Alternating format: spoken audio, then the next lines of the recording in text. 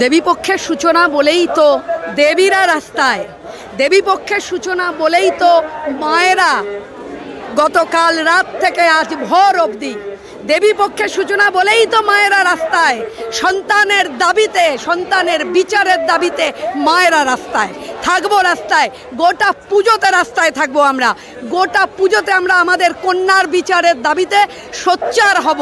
গোটা পুজো জুড়ে সমস্ত পুজো প্যান্ডেলে যারা এই সরকারের উপঢৌকন ফেরত দিচ্ছেন তাদেরকে বলবো, হাত জোর করে অনুরোধ করব, অভয়া কর্নার করুন, যাতে প্রত্যেকে প্যান্ডেলে ঢোকার আগে যেন অভয়ার কর্নারে একটু ফুল, একটুখানি তার জন্যে শান্তি প্রার্থনা করে তারপর যেন দেবী দর্শন করেন।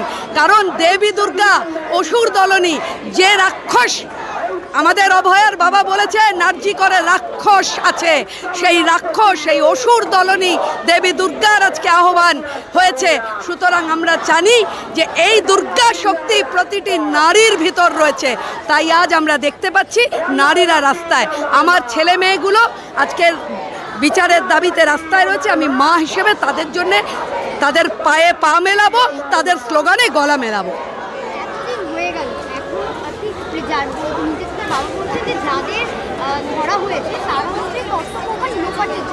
একদম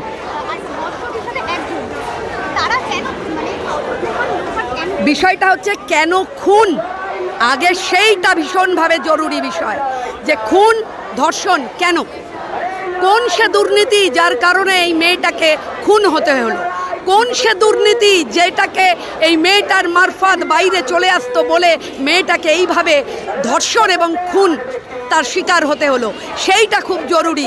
সেইটা জানতে গেলেই আমরা দেখতে পাবো যে একদম পিসি থেকে শুরু করে তদানীন্তনকালের সিপি থেকে শুরু করে দলদাস পুলিশ থেকে শুরু করে ব্যবসায়ী চিকিৎসক যারা, এই সন্দীপ ঘোষ, বিরূপাক্ষ বিশ্বাস, অভিক দে, সুদীপ্ত রায়, সুশান্ত রায়রা, প্রত্যেকে তারা দায়ী এই ঘটনার জন্যে।